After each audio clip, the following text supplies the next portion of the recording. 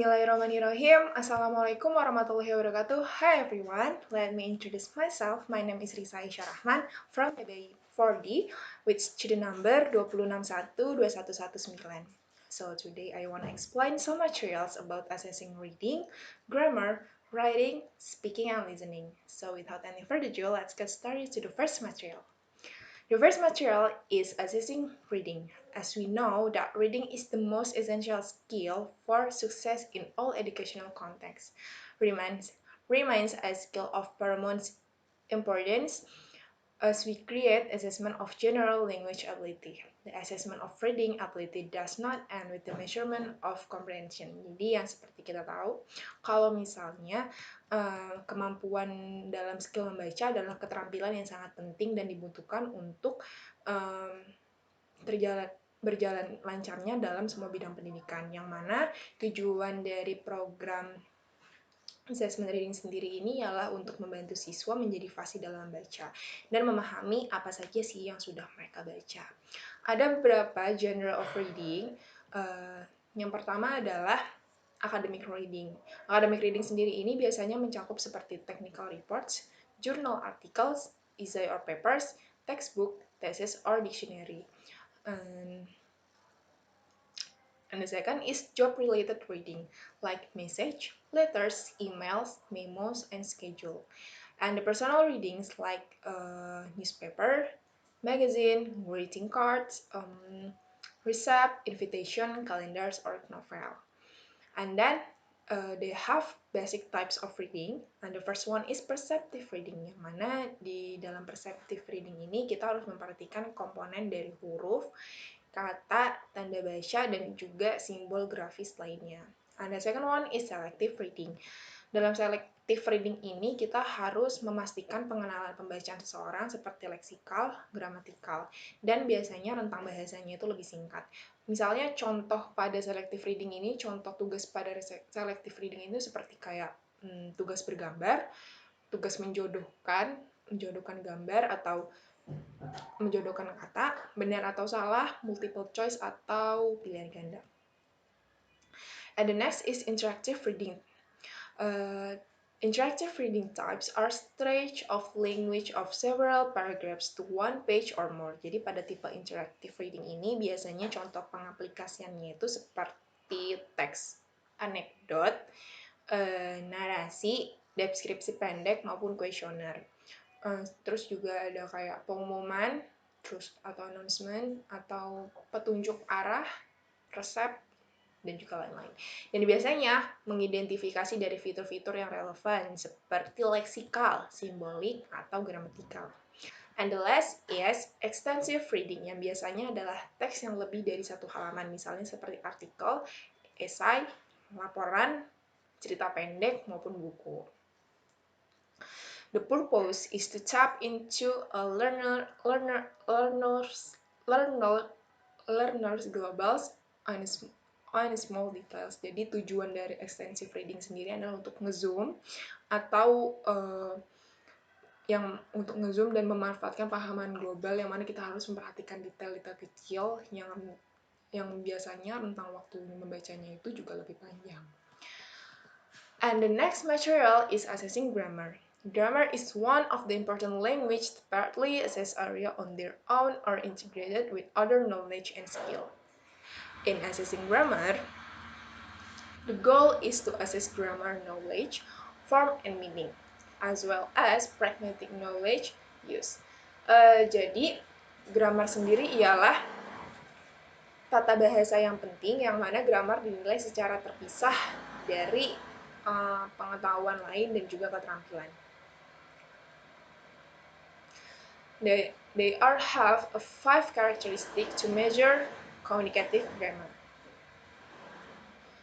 The first characteristic is the test must provide more context than only a single sentence. Jadi tes yang diberikan juga harus lebih banyak memberikan konteks daripada hanya satu kalimat. And the second is peserta harus mengetahui juga tujuan komunikatif dari tugas tersebut itu apa. And third, he or she should know who the audience is. Jadi mereka tentu aja harus tahu nih siapa dulu audiens yang dituju dan itu tuh kepada siapa. Karena mengenal saja kan juga tidak cukup, dan kita juga harus fokus dan mampu mengambil tanggapan dan membentuk jawaban dengan benar. Example of grammatical assessment, such as the first one is game. Designed to limit language requirement, usually this game is determined by their focus. One usage, two limited option for communication, and three accuracy. Jadi pembelajaran dari penilaian pembelajaran grammar sendiri pun juga bisa didesain seperti games yang tentu aja tetap harus mencakup fokus mereka seperti pada kemampuan mereka, kemampuan penggunaan bahasa mereka, terus abis itu option untuk berkomunikasi dan juga keakuratan mereka dalam berbicara berbahasa Inggris. And the next is sentence from pictures. Jadi pada sentence from pictures ini kita bisa memberikan contoh gambar dan meminta siswa untuk mendeskripsikan atau menceritakan apa sih yang ia tangkap dari gambar tersebut. Nah, dari situ kita bisa menceritakan apa yang ia tangkap dan apa yang ia tahu, dan kita akan menilai keakuratan mereka dan pengetahuan grammar mereka. And the next example is writing assignment. Jadi dalam kegiatan writing assignment ini kita bisa membawa tugas untuk dibawa ke rumah dan membuat kalimat dari tense yang berbeda. Kita juga bisa langsung ngasih di kelas saat itu juga. Atau juga kita bisa memberikan pembelajaran untuk menulis jurnal selama 1 semester. Nah, dari penulisan jurnal itu kita bisa tahu nih kemajuan-kemajuan siswa dalam berbahasa. And the next material is assessing writing. There are half a genres of writing. Jadi, yang seperti kita tahu ya, dalam reading dan writing pun sama, ada academic writing yang mana isinya itu seperti esai, composition jurnal, terus habis itu laporan yang bersifat teknis dan juga seperti tesis. And the second is job-related writing yang seperti kayak memo, message, report, announcement, pokoknya yang berkaitan dengan pekerjaan lah, seperti jadwal kegiatan atau catatan-catatan kecil gitu. And the third is personal writing like letter, email, greeting card, or diary invitation. Jadi ini seperti kayak tulisan pribadi aja, kayak untuk daftar belanjaan catatan harian aja gitu. And then we have two categories of writing skill. The first one is micro skill. Micro skills of writing are appropriately applied to imitative and intensive types of reading text. Jadi di micro skill seperti ini tuh juga fokusnya itu kayak membuat tanda, simbol, dan bentuk ejaan dalam bahasa Inggris. Dan juga harus menggunakan sistem penggunaan grammar yang tepat, maupun menggunakan kata-kata yang membuat tulisannya itu saling berhubungan. Yang kedua adalah macro skill writing. Macro skills in writing are essential for the successful mastery of responsive and extensive writing. Jadi dalam macro skill ini biasanya menggunakan kata-kata yang retorikal dan sesuai dengan kebiasaan dalam tulisan. Dan juga membedakan antara makna tersurat dengan makna tersirat. And why do we assess writing skill? Writing assessment are important means for guiding teaching and learning. Jadi tentu aja penilaian menulis adalah hal yang penting untuk memandu pengajaran dan pembelajaran. And the methods of criteria used to assess writing shape student perception of writing and of themselves as writers. Jadi metode dan kriteria yang digunakan untuk menilai bentuk tulisan siswa itu ialah tentang tulisan mereka sendiri sebagai penulis gitu. Assessment practice literacy, language, writing, equitable pedagogy, and ethical assessment.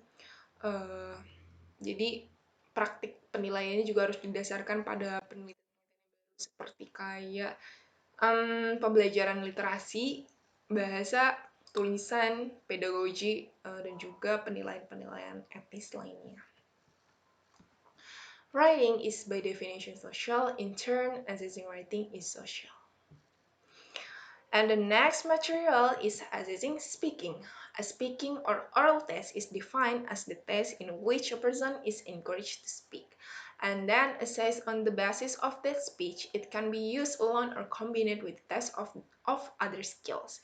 Jadi tes berbicara atau lisan juga didefinisikan di mana seseorang mengharuskan untuk berbicara, kemudian dinilai atas dasar itu. Speaking cannot be measured indirectly through writing or multiple choice items or true or false. Jadi pokoknya tes speaking itu nggak bisa diukur cuman hanya karena seperti pertanyaan multiple choice, pertanyaan benar atau salah. Jadi benar-benar harus berbicara. Jadi kita menilainya itu dari berbicara. Dan types of spoken test like interviews, live monologue, record monologues, role play.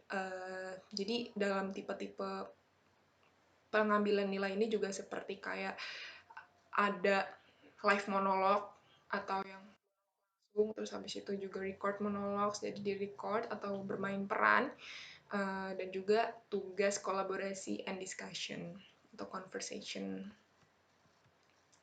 And the assessment criteria is grammar and vocabulary, discourse management, pronunciation, interactive communication. Basic types assessment types of speaking. The first one is interactive assessment, like interview, role play, discussion and conversation, games, oral proficiency, interview. Jadi tentu aja ada beberapa tipe dasar penilaian berbicara seperti kayak tadi wawancara, terus bermain peran atau role play, terus habis itu kayak latihan wawancara gitu. Dan yang kedua adalah extensive assessment text, oral presentation, picture, cue, storytelling, retelling story, use event, translation of extant prose. Jadi dalam extensive assessment text ini kita bisa memberikan seperti presentasi lisan, menceritakan kembali sebuah cerita, atau menerjemahkan prosa. Yang ketiga adalah intensive assessment. Intensive assessment sendiri ini tuh seperti directed response text, read aloud text, sentence or dialogue, completion text and oral questionnaires, picture quiz text, translation of limited stretch of discourse.